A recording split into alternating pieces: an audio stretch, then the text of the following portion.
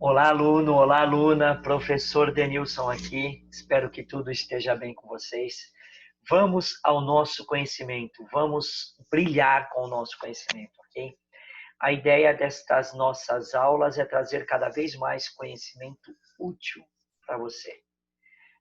Nós vamos começar hoje com a aula de políticas comerciais e industriais, tudo bem?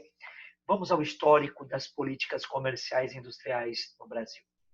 Deem uma olhada aqui e vamos crescer em conhecimento. Contem comigo, contem com a instituição, contem com os professores da Unidos, ok? Eu não tenho dúvida nenhuma que se você contar conosco, você estará fazendo a coisa certa, buscando conhecimento e crescendo profissionalmente, ok? Vamos lá, como eu disse, políticas comerciais e industriais, históricos e conceitos ou conceitos e histórico, tá? É uma área da política estabelecida pelo governo de cada país que define como serão as negociações comerciais com outros países. Pronto. A ideia da política comercial é exatamente essa. De que forma eu vou exportar os meus produtos? De que forma eu vou importar produtos lá de fora? Tá? Então, essa política comercial é que faz com que o governo ele estabeleça uma prática não abusiva de proteção comercial. A ideia é também proteger as empresas e o emprego aqui no Brasil. Tudo bem? Então, vamos lá. De que forma isso acontece? Então, ele pode trabalhar com tarifas alfandegárias, governo e a política através de subsídios, cotas de importação. A gente vai aprender tudo isso durante o curso, ok? Restrições voluntárias à exportação, barreiras, sejam elas tarifárias ou não tarifárias. Vamos lá, várias, tá? Tarifas alfandegárias são aquelas cobradas para você desnacionalizar ou nacionalizar uma carga, uma mercadoria. Subsídios. Exemplo de subsídio é quando o governo te dá um percentual ou reduz o percentual de algum tributo para você fazer a compra no mercado externo. Teoricamente, isso é um subsídio. Cotas de importação é quando o governo quer proteger a indústria brasileira, então ele diminui a sua capacidade de importar produtos lá de fora. Então, ele estabelece uma quantidade limitada de importação. Restrições voluntárias à exportação, podemos dizer aqui da cana-de-açúcar. Recentemente, tivemos aí um problema muito grande em que os fabricantes de etanol estavam preferindo muito mais fabricar o etanol para exportar do que fabricar açúcar aqui dentro para dar subsídios, vamos dizer assim, para sustentar o mercado interno. Tá? Então, eles preferiam muito mais exportar o etanol, então eles utilizavam a cana para fabricar o etanol, ao invés de utilizar a cana para fabricar açúcar e abastecer o mercado interno. Com isso, o preço do açúcar elevou. Okay? Barreiras tarifárias e não tarifárias, tudo aquilo que envolve dinheiro, barreira tarifária. Não envolve dinheiro, barreira não tarifária. Exemplo de uma não tarifária.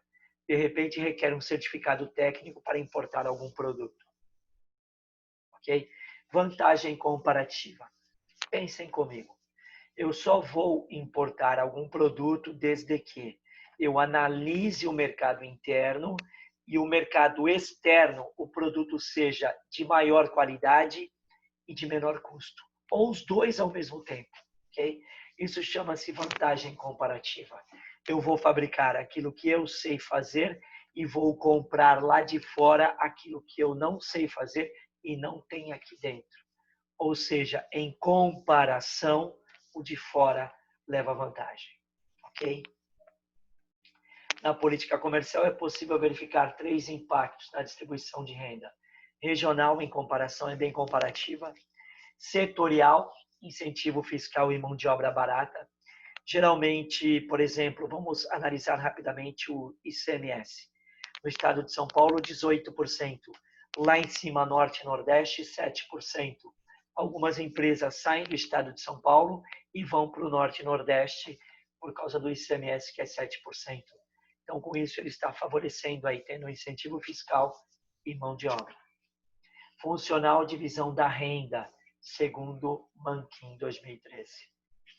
A política fiscal são medidas do governo para arrecadar receitas através da alteração de impostos e gastos. basicamente 3 funções da política fiscal. Fiscal, impostos, tributos, ok? Estabilizar a macroeconomia. A ideia do governo com a política fiscal é estabilizar a macroeconomia. E também auxiliar os moradores daquela terra, por exemplo, do país, do Brasil. Redistribuir renda seria fantástico.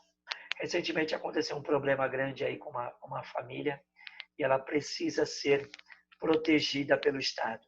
Para ela ser protegida pelo Estado, o Estado pode oferecer a ela novos documentos e pagar aluguel. Talvez não seja aqui a redistribuição de renda, mas é um bom exemplo de que o Estado ele pode sim auxiliar as pessoas que precisam de ajuda.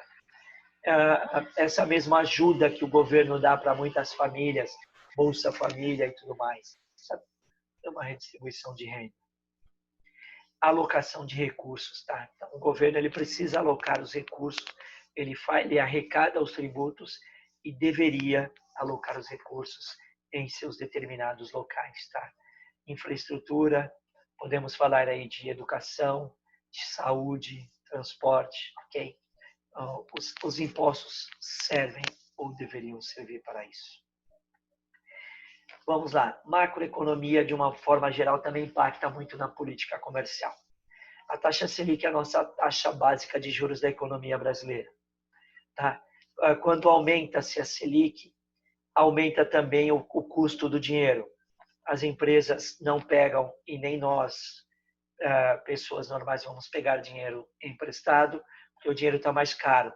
Não compra na economia. Então, a taxa Selic é uma taxa que vai reduzir ou procura proteger a economia brasileira da inflação, mas pode gerar desemprego, ok? Há 3 administrações atrás aí do Brasil, a taxa Selic estava sendo aumentada, chegou a 14%, 15%. Então, o que o governo estava falando com os bancos comerciais? Quando o governo aumenta a taxa, fala, bancos, aumentem suas taxas, os bancos aumentam. O dinheiro mais caro, as pessoas não vão pegar dinheiro emprestado, não vão gastar na economia, o produto fica na prateleira. Ficando na prateleira, a empresa não produz.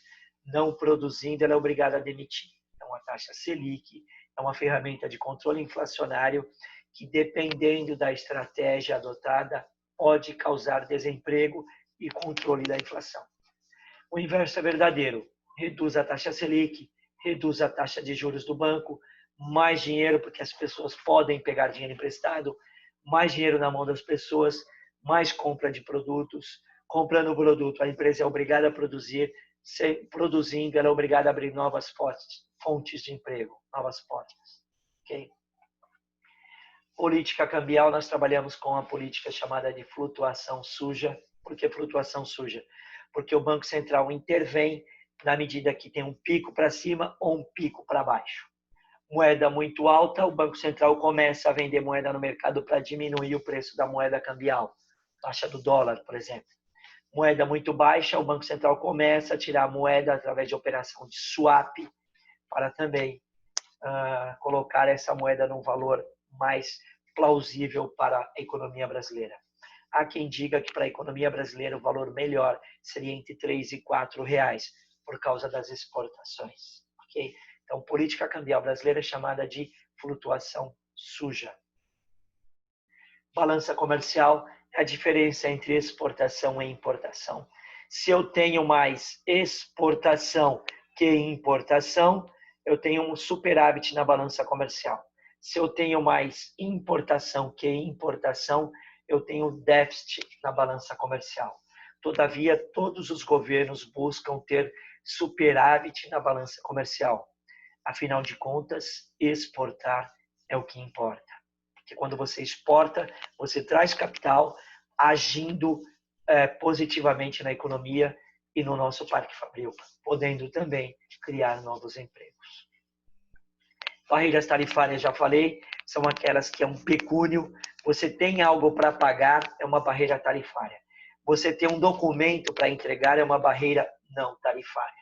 Já falamos sobre, ok? Regulamento sanitário, regulamento fitossanitário. Todos esses fazem parte da política comercial brasileira. Sanitário e fitossanitário é preservação da saúde humana dos riscos. Ok? Seguindo, então, o histórico da política comercial, década de 50, logo no pós-guerra, Estados Unidos ele detinha 25% do comércio mundial. Ok? O uso da moeda padrão era o dólar era e ainda é a moeda padrão internacional das trocas comerciais do mundo todo. No Brasil, o café era o principal produto de exportação.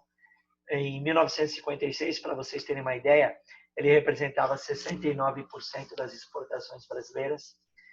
Representavam 20%, né, as exportações representavam 20% da renda Brasil.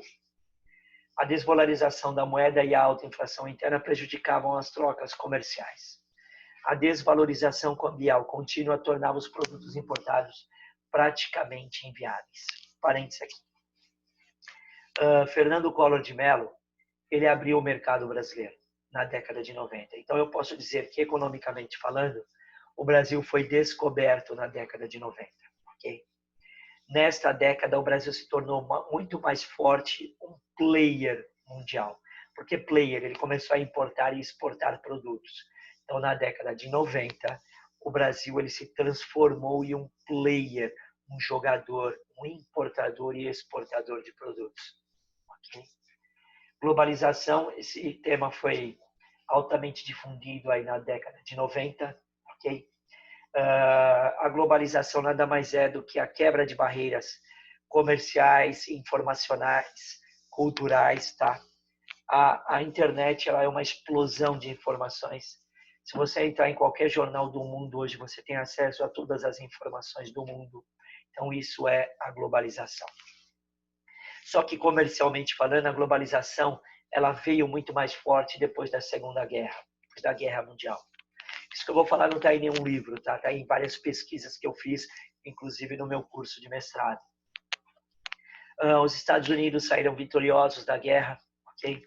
Com essa vitória, logo depois de eles lançarem as bombas atômicas no Japão, ele ficou com uma obrigação moral perante o mundo de revitalizar a economia japonesa. Okay? Alguns engenheiros estatísticos de natureza lá do Japão, dos Estados Unidos, eles criaram uma forma moderna de gestão da qualidade dentro da produção. Só que os Estados Unidos não queria essa gestão da qualidade, porque ele já detinha 25% do mercado. Só que como ele tinha uma obrigação moral com o mundo, o que ele fez? Ele mandou esses engenheiros estatísticos, dentre eles Deming, Uran, lá para o Japão, para ajudar o Japão a se reerguer. Eles ajudaram tanto, que o Japão começou a colocar produto de qualidade no mercado mundial. Okay? Então, o Japão estava com um mercado interno incipiente, quebrado. Então, eles fabricavam produtos de qualidade e falaram, opa, vou vender lá para fora. Então, jogaram muitos produtos de qualidade no mundo. Foi quando todos os outros países do mundo tiveram que se adequar a essa inteligência comercial e produtiva do Japão. Por isso que aí teve a quebra de barreira comercial. Ok? Então, globalização é isso. Temos também aí, quando o Brasil foi descoberto, já falei, década de 90, a abertura econômica lá de Collor de Mello obrigou as empresas a reestruturar seus processos produtivos, tá? E se tornarem mais eficientes, produtivas e, digo mais competitivas. Okay? Então, os processos das empresas brasileiras tiveram que se adequar ao mercado internacional. Como eu disse, devido ao início, lá logo depois da Segunda Guerra, quando o Japão começou a jogar muitos produtos de qualidade aí no mercado mundial. Aí todas as nações tiveram que se adequar ao que o Japão e todas as outras nações já estavam fazendo, inclusive o Brasil. Okay? Turma, eu posso dizer que o Brasil foi descoberto aqui, comercialmente falando, então na década de 1990. Guardem isso, ok? Foi quando o Brasil se tornou um player mundial. Turma, era isso por hoje. Muito obrigado. Fiquem com Deus. Se cuidem. Aquele abraço, tá, turma? Contem comigo na carreira acadêmica de vocês. Abraços e fiquem com Deus.